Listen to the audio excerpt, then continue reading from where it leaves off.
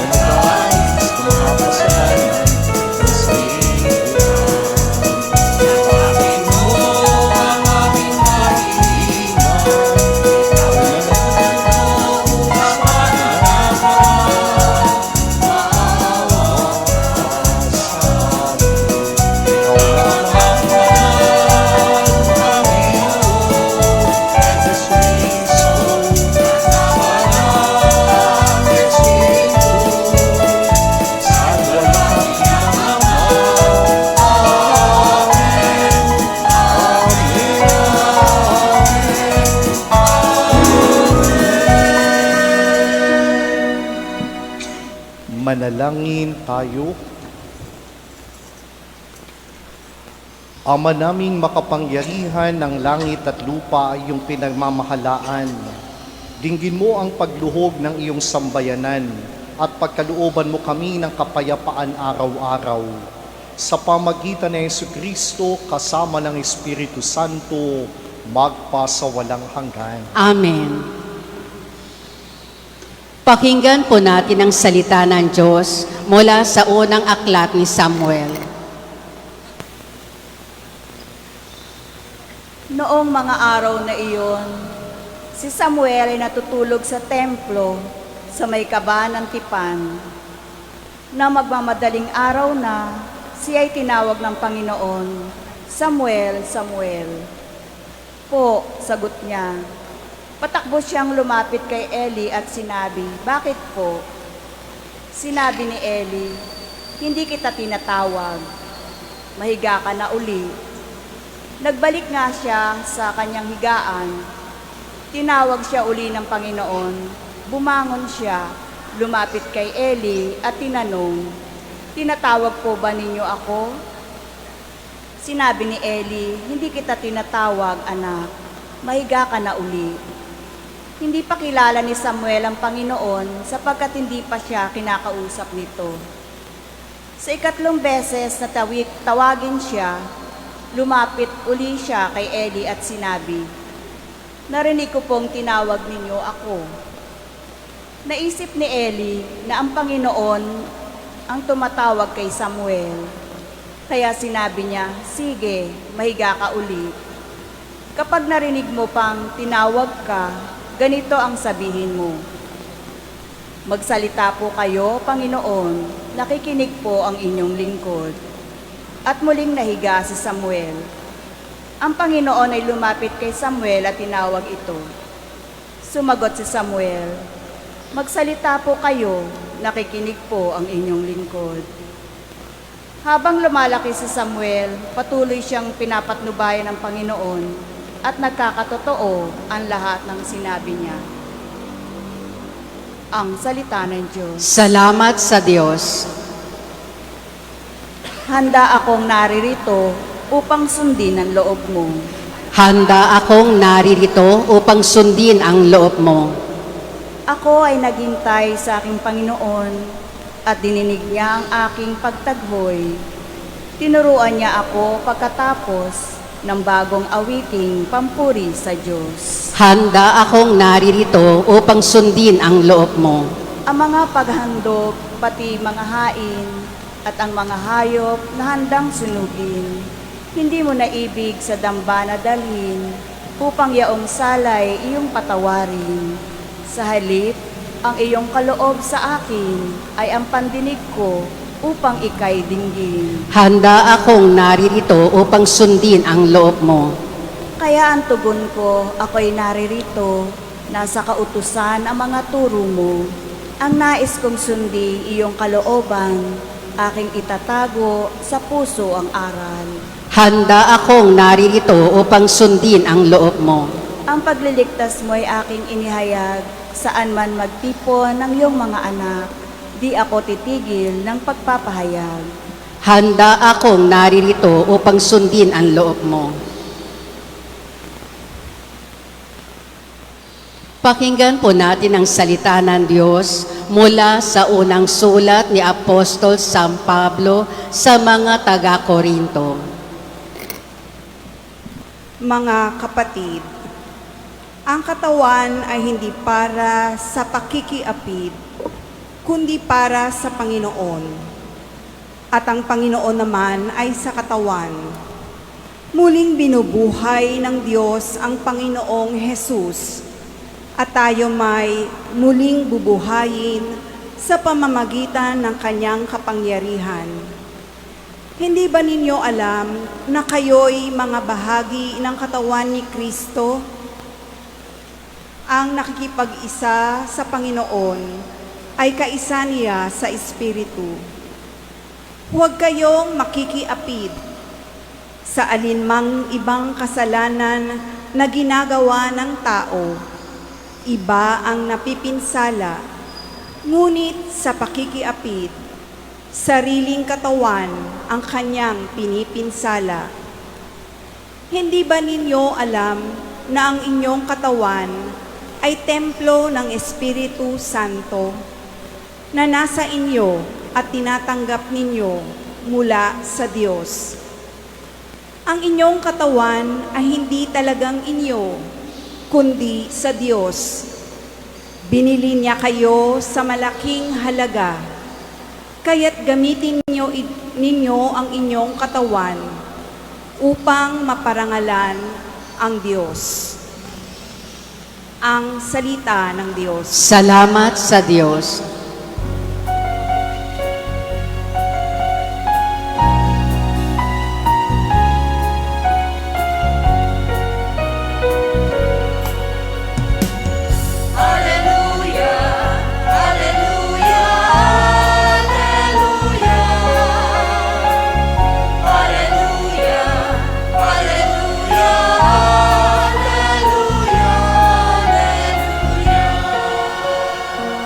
natagpuan ang Mesiya ng kanyang naghahanap. Siya'y pag-ibig na matapat.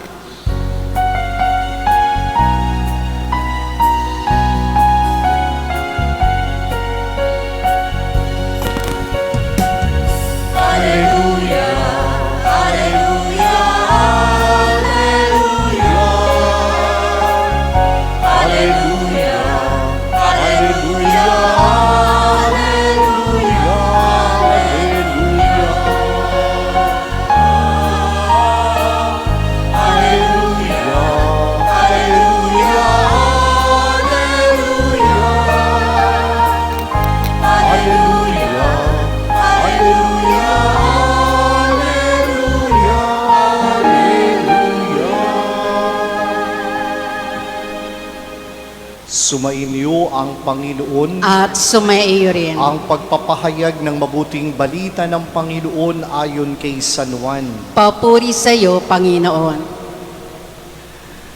Noong panahong yun, nakatayo si Juan at ang dalawang kanyang mga alagad. Nakita niya si Jesus na nagdaraan at kanyang sinabi, "Ito ang kordero ng Diyos."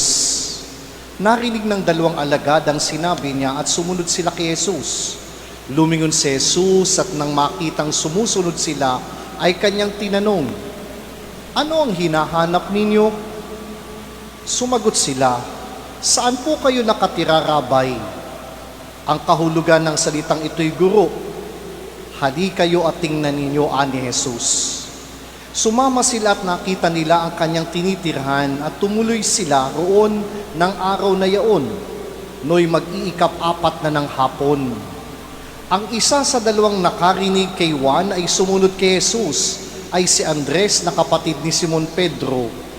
Una niyang hinanap ang kapatid niyang ito at kanyang sinabi sa kanya, "Natagpuan namin ang Mesiyas." Ang kahulugan ng salitang ito'y Kristo, at siya isinama ni Andres kay Jesus. Tiningnan ni Jesus si Simon at sinabi sa kanya, "Ikaw, Simon, na anak ni Juan, ang ipapangalan ko sa iyo'y Cephas." Ang katumbas ng pangalang ito'y Pedro. Ang mabuting balita ng Panginoon. Pinupuri ka namin, Panginoon Hesukristo. Pumapasok na po tayo sa ordinaryong panahon at pagkatapos po ng 4 na linggong Advento, gayon din ang kapanahunan ng Kapaskuhan, inaasahan nating si Jesus ay ating nakadaumpalad at lubos na tinanggap sa ating buhay. Kaya naman ang panawagan ng mga pagbasa sa linggong ito ay walang iba kundi makapanatili tayo kay Jesus. Ang Diyos na ating hinintay at tinanggap ng panahon ng Kapaskuhan upang sa gayon tayo ay makasaksi sa Kanya. To stay with Him in order to go out and be witness of Him. Ito po ang mga paksa ng mga pagbasang ating napakinggan sa linggong ito, na kung saan nagsimula sa kwento ni Samuel, anak ni Ana, na inihandog ng kanyang ina doon sa templo. Kaya ayon sa kwento, itong si Samuel ay natutulog katabi ang tipan o kaba ng tipan, tanda ng presensya ng Diyos sa bayang Israel. At sa gitna ng kanyang kabataan o pagiging bata, hindi niya lubos na nakikilatis ang pamamaraan ng Diyos. At eto tinawag nga si Samuel nang makikailang beses ang kanyang pangalan. Sa pag-akalang ito yung paring si Eli, kaagad siyang bumabangon at nilalapitan si Eli makaikalawang beses. Mula ngunit sa ikatatlo, anong sinabi ni Eli?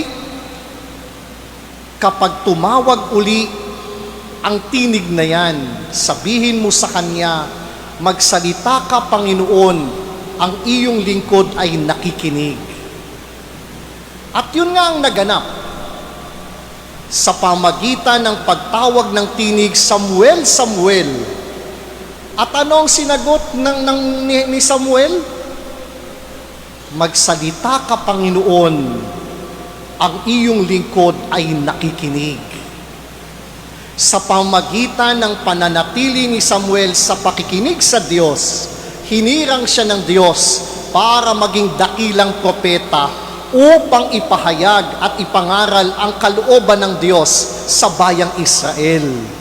Ayon sa kasaysayan, mahabang panahong walang propeta noon.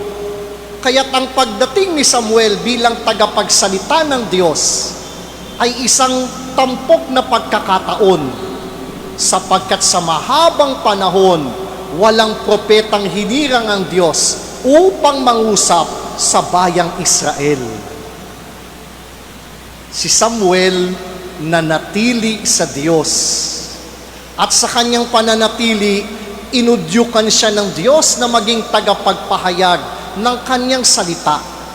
Pero makapagpapahayag lamang siya bilang propeta't magiging saksi kung siya'y patuloy na mananatili sa Diyos upang maging tapat ang kanyang mga pananalita na ipapahayag sa bayang Israel na hindi yung kanyang kalooban, kundi yung kagustuhan ng Diyos ang manambitan sa kanyang tinig at sa kanyang labi at bibig.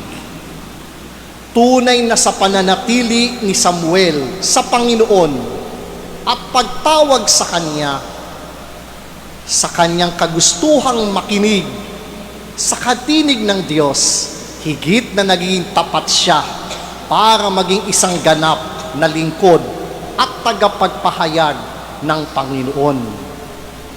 Sa ikalawang pagbasa, ito rin ang temang matutunghayan natin sa sulat naman ni San Pablo sa mga taga-Korinto. Ano namang ginamit na larawan ni Pablo? Ginamit niya ang larawan ng katawan. At tayo po ay may katawan. Pero paano ginamit ni Pablo ang imahe ng katawan? Ang simbahan ay mistikong katawan ng Panginoon. At tayo, ang Panginoon ang ating ulo. Tayo ay bahagi ng iisang katawan ni Jesus, na ayon sa kwento ni Pablo'y tinubos sa mamahaling halaga, walang iba kundi sa paghahandog ni Jesus ng kanyang sariling buhay. Kaya anong pakiusap ni Pablo? Manatili lagi tayo sa katawan ni Jesus, upang sa gayon mapanatili natin ang kalinisan, kadalisayan ng pamumuhay, ang isang buhay na moral at matuwid. Sapagkat para sa Kanya, kapag humiwalay tayo sa katawan na ating kinabibilangan, napakadali nating mabulid sa kasamaan, napakadali nating matisod sa kasalanan, at lalo tigit sa mga immoral na gawain, gamit-gamit ang ating katawan. By remaining as an active part of the body of Christ, which is the church, the more we could be guided well by God and through His Spirit, so that we could live a moral life, a righteous life, a just life.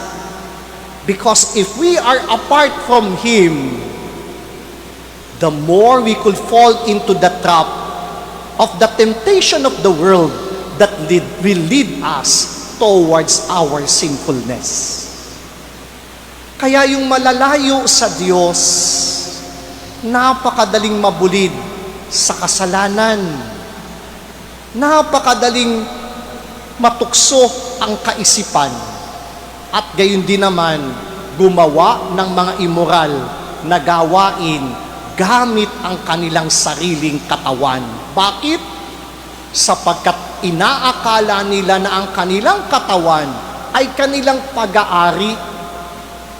Hindi nila nababatid. Ito'y sa Diyos at ipinahiram lang sa atin. At upang magamit ito batay sa kaisipan ng nagpahiram, manatili tayo sa Kanya At sa ating pananatili, hibit nating matutuklasan kung paano ito pangangasiwaan, gagamitin ng mahusay ayon sa kaloob at kagustuhan ng nagmamay-ari ng ating katawan, maging ng ating buhay. Di ba't ganyan din ang nangyayari sa pamilya? If one of our siblings are apart from us, there is a great tendency that he could not be with us, having one mind and one heart, values and desire for the welfare and well-being of the rest of the family members. Ganun din ang simbahan. Kapag ang kabahagi ng simbahan ay hindi aktibong nakisangkot at nakiugnay, higit na ang kaisipan, prinsipyo at pananaw ay lihis sa kagustuhan at kalooban ng Diyos sa kanyang pagsasabuhay araw-araw. Kaya para kay Pablo, the image of the body was used in order for us to remain faithful to our God. And by staying with Him, the more we could be witness and the more we could be faithful to the real honor of our lives, no other than our God, who in the end, we will held accountable to Him. Kaya po yun yung pangalawang larawan. Pangatlo, sa ikatlong pagbasa sa Ebanghelyo, ito namang si Juan Bautista ay merong kanyang mga alagad na sumusunod sa kanya. Dumaan si Jesus. At sa pagdaan ni Jesus, anong sabi ni Juan? Ito ang kordero ng Diyos. Wala hong ibang propeta na nagpakilala kay Jesus bilang kordero ng Diyos. Tanging si Jesus lang. At nang ito'y marinig ng kanyang dalawang alagad, anong kanilang ginawa? Sinundan nila itong si Jesus. At si Jesus naman ay nagtanong sa kanila, ano ang hinahanap ninyo? This is a profound question addressed not only to the two disciples, but I think it is addressed to all of us. At this point in our life, what are we looking for? At napakahalaga po noong tanong na ito, so that the more we are going to be in touch on the deepest recesses of our hearts, that after all that we have underwent through, ano pa bang hinahanap ko sa buhay? Nasa gitna ng ating mga mahabang paglalakbay at maraming mga karanasan, ano nga pang hinahanap ko pa?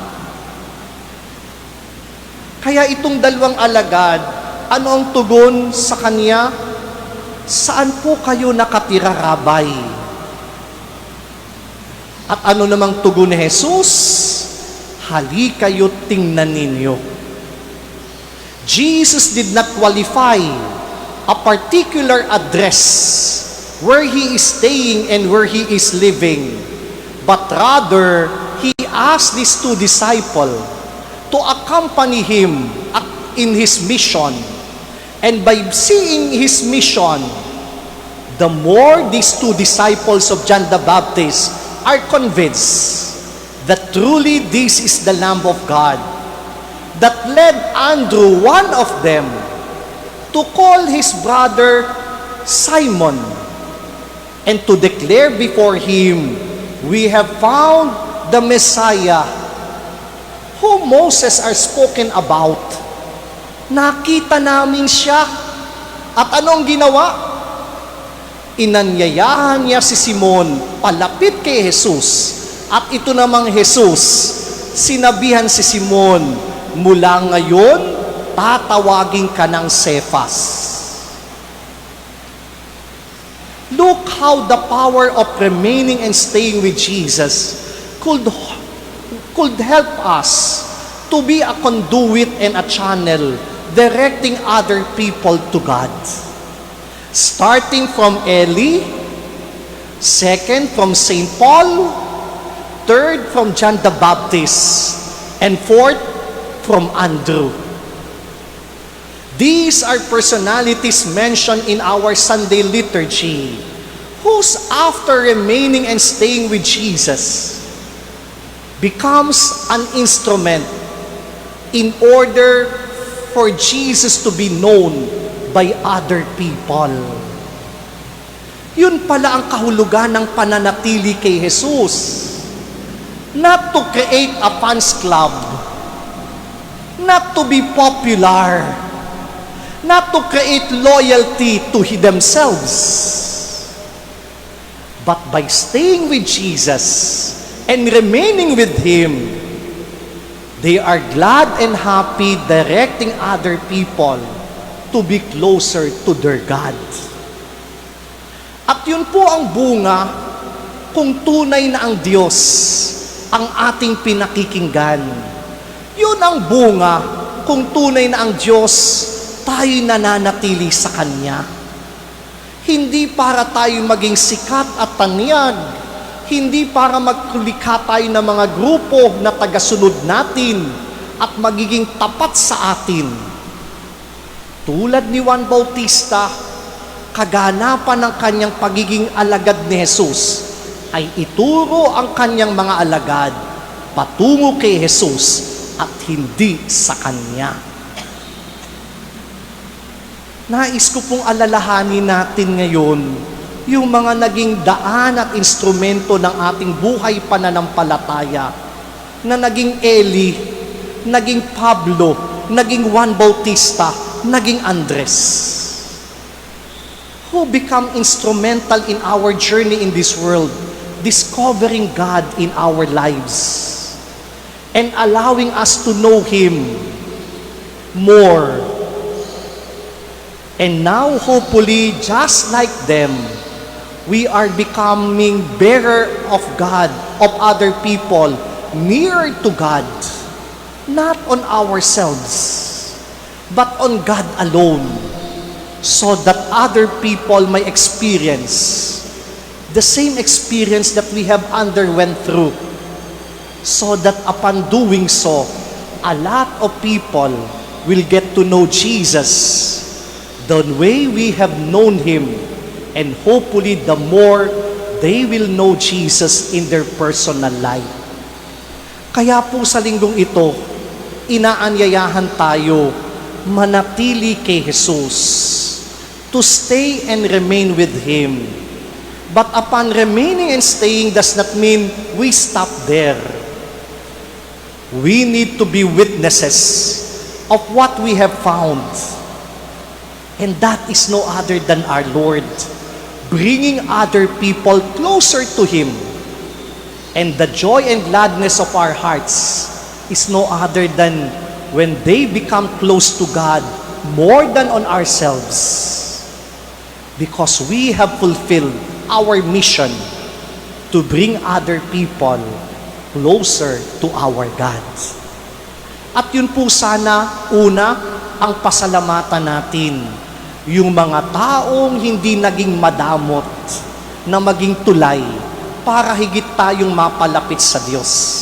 At ngayong tayo nananatili sa Kanya, harinawa, marami pang mga taong ating maakay upang tulad natin ay lumago sa pananalig, pananampalataya at maisabuhay din ang ganap na pagiging Kristiyano, alagad at tagasunod ni Jesucristo. On this Sunday, we are being invited, remain in God, remain in Jesus, stay with Him. Hopefully, He is the one we are looking for. And upon being with Him, be witness and let us testify on the way Jesus have taught us, so that other people might be close also to Him. Kapag po ganun, higit na ang ating tinanggap ng Kapaskuhan ay nagkakaroon ng malalim na kahulugan.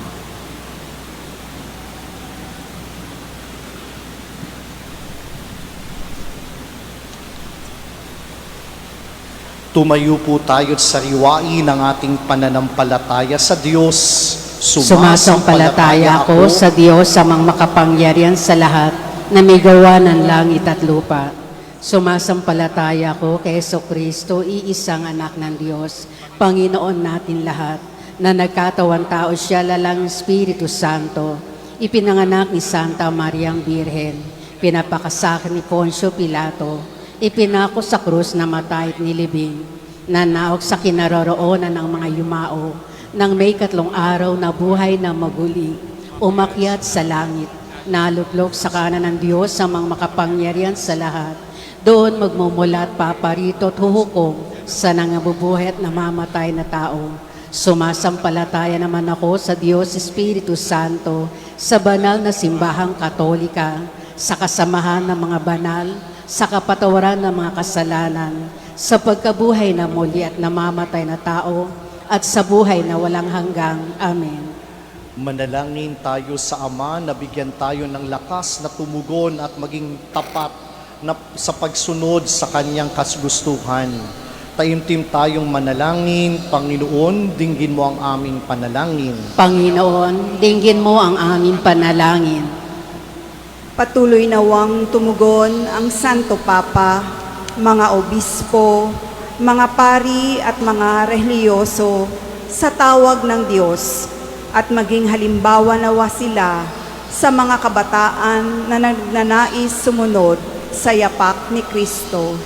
Manalangin tayo. Panginoon, dinggin mo ang aming panalangin. Tugunan nawa ng mga namumuno sa pamahalaan ang mga pangangailangan ng mga mamamayan, lalo na ang mga walang tinig, inaapi, at mga biktima ng kaharasan at terorismo. Manalangin tayo. Panginoon, dinggin mo ang aming panalangin. Gugulinawa ng mga kabataan ang kanilang mga malayang sandali sa mga kapakipakinabang at mga makabuluhang gawain. Manalangin tayo. Panginoon, dinggin mo ang aming panalangin.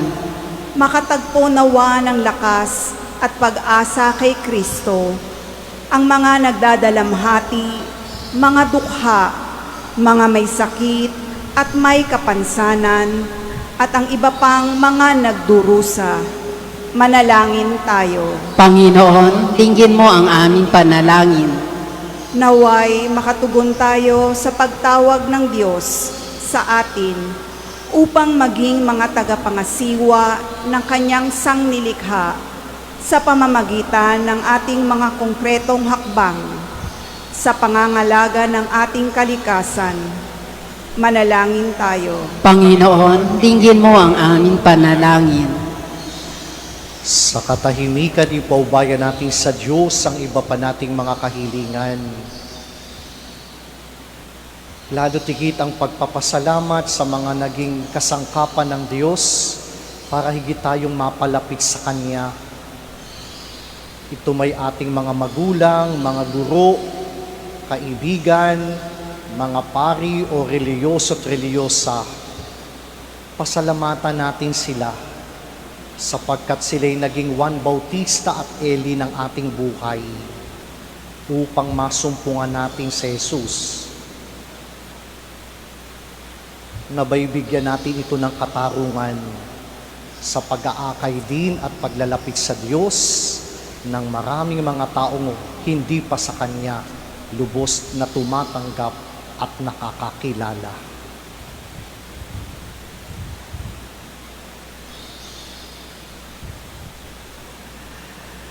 Mapagmahal na Ama, dinggin mo ang iyong bayan. Bigyan mo kami ng lakas at tapang na tanggapin ang iyong paanyayang ipahayag ang paghahari mo sa pamagitan ng aming salita at mga gawa, alang-alang kay Kristong aming Panginoon. Amen.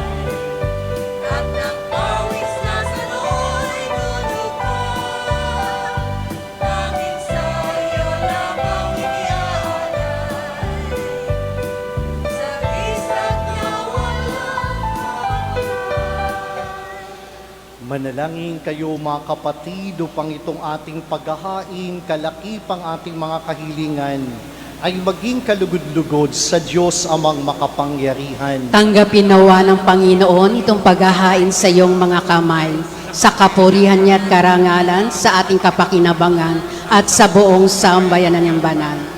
Ama naming lumikha, ipagkaloob mo ang marapat na ganapin ang banal na paghahain, sapagkat tuwing ipinagdiriwang ang alaala ng anak mong nag-alay, ang pagliligtas niya sa tanan ay nangyayari upang aming pakinabangan.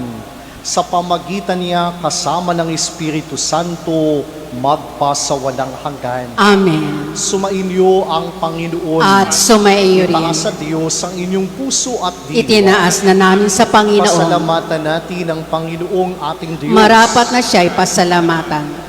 Ama naming makapangyarihan, tunay ngang marapat na ikay aming pasalamatan.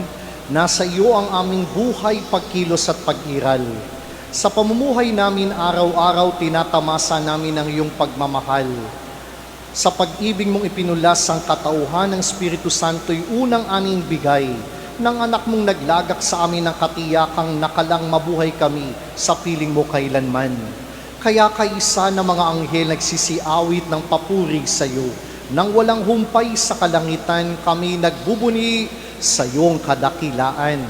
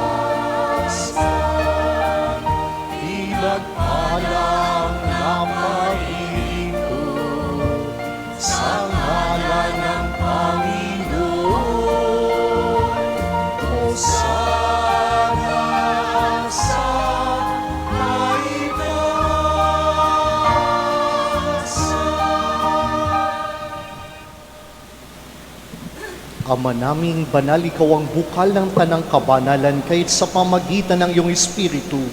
Gawing banal ang mga kaloob na ito upang para sa amin maging katawan at dugo ng aming Panginoong Hesukristo. Bago niya pinagtiis ang kusang loob na maging handog, hinawakan niya ang tinapay, pinasalamatan kanya, pinaghati-hati niya yun. Iniabot sa kanyang mga alagad at sinabi, tanggapin niyong lahat ito at kanin ito ang aking katawan na ihahandog para sa inyo.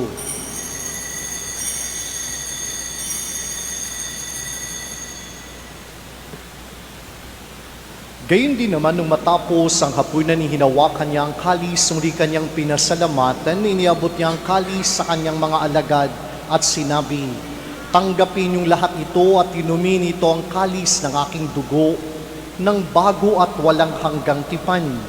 Ang aking dugo na ibubuhos para sa inyo at para sa lahat sa ikapagpapatawad ng mga kasalanan. Gawin niyo ito sa pag-alala sa akin.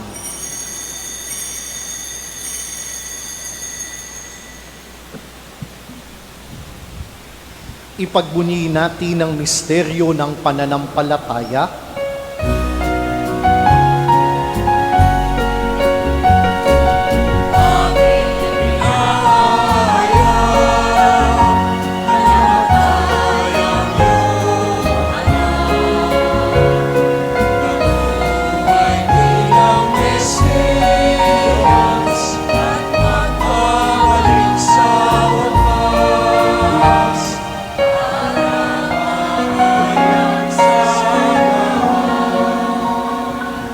Ama, ginagawa namin ngayon ang pag-alala sa pagkamatay at muling pagkabuhay ng iyong anak. Kaya't iniaalay namin sa iyo ang tinapay nagbibigay buhay at ang kalis na nagkakaloob ng kaligtasan. Kami nagpapasalamat dahil kami yung minarapat na matipon sa harap mo para maglingkod sa iyo. Isinasamo namin kayo magsasalo-salo sa katawan at dugo ni Kristo'y mabuklod sa pagkakaisa sa pamagitan ng Espiritu Santo. Amalingapin mo ang iyong simbahang laganap sa buong daigdig. Puspusin mo kami sa pag-ibig kaysa ni Francisco na aming Papa, ni Reynaldo na aming Obispo at ng Tanang Kaparian. Alalahanin mo rin ang mga kapatid naming nahimlay nang may pag-asang sila muling mabubuhay, gayon din ang lahat ng mga pumanaw. Kaawaan mo sila at patuloyin sa iyong kaliwanagan. Kaawaan mo at pagindapating kaming lahat na makasalo sa iyong buhay na walang wakas, kaisa ng mahal na Birheng Marina ng Diyos, ni San Jose na kanyang kabiyak, kaisa ng mga apostol, ni San Roque at ng lahat ng mga banal, na namuhay din sa daigdig ng kalugod-lugod sa iyo. May pagdiwang nawa namin ng pagpupuri sa ikarangal mo sa pamagitan ng iyong anak na aming Panginoong Hesukristo. Sa pamagitan ni Kristo, kasama niya at sa Kanya ang lahat ng parangal at papuri sa iyo. Diyos amang makapangyarihan, kasama ng Espiritu Santo, magpa sa walang hanggan.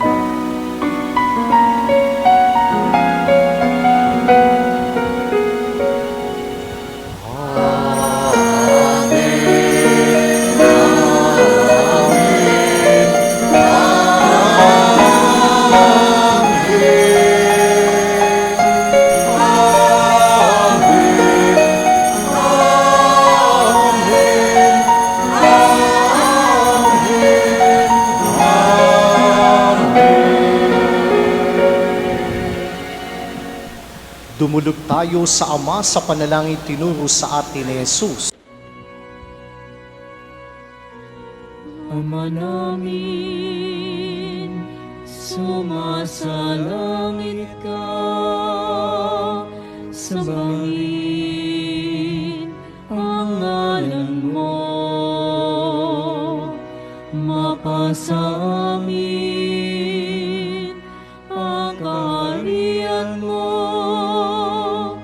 sundin ang loob mo dito sa lupa para nang sa langit. Bigyan mo kami ngayon ang aming kakanin sa araw-araw.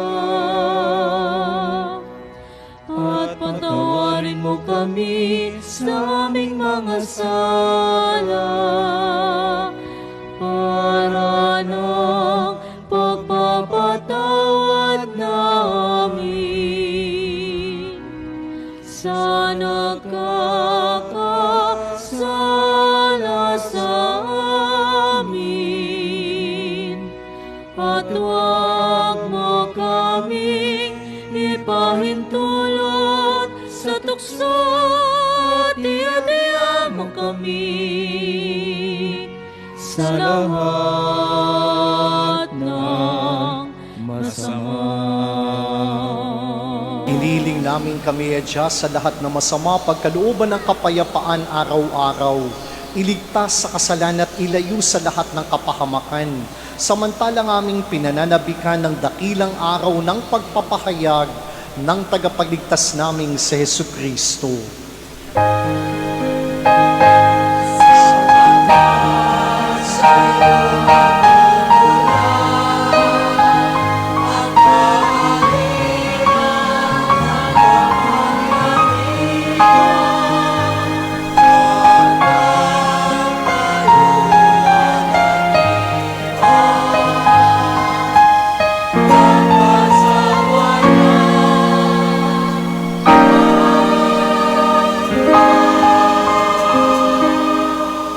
Panginoong Hesukristo, sinabi mo sa iyong mga apostol, kapayapaan ang iniiwan ko sa inyo, ang aking kapayapaan ang ibinibigay ko sa inyo.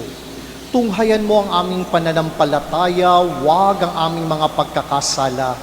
Pagkalooban mo kami ng kapayapaan at pagkakaisa ayon sa iyong kalooban, kasama ng Espiritu Santo, magpa sa walang hanggan. Amen. Ang kapayapaan ng Panginoon naway laging sumainyo. At sumayo rin. Magbigay at maghangad tayo ng kapayapaan sa bawat isa. Kapayapaan, Peace be with you.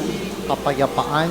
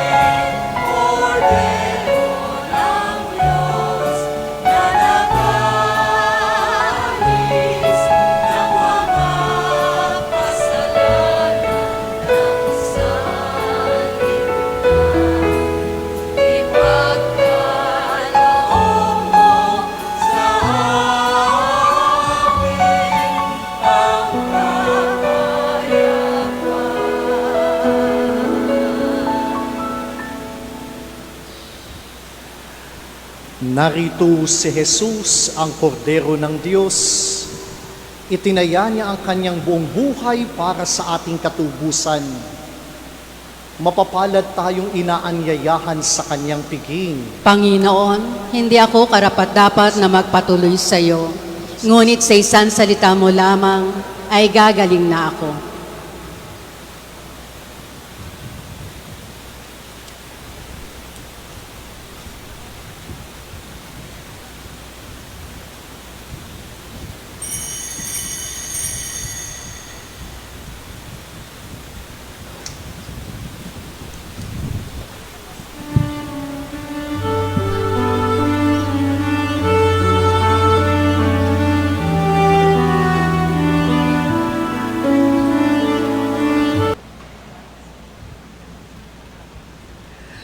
Manalangin tayo. Ama naming mapagmahal, padaluyin mo sa amin ang batis ng Espiritu ng iyong pag-ibig upang kami pinapagsalo mo sa pagkaing iyong bigay para kami pagbuklurin ay magkaisa sa pananalig sa iyo sa pamagitan ni Jesucristo kasama ng Espiritu Santo magpasawalang hanggan. Amen. Sumainyo ang Panginoon. At sumaiyo rin. Yumuko kayo habang iginagawad ang pagbabasbas.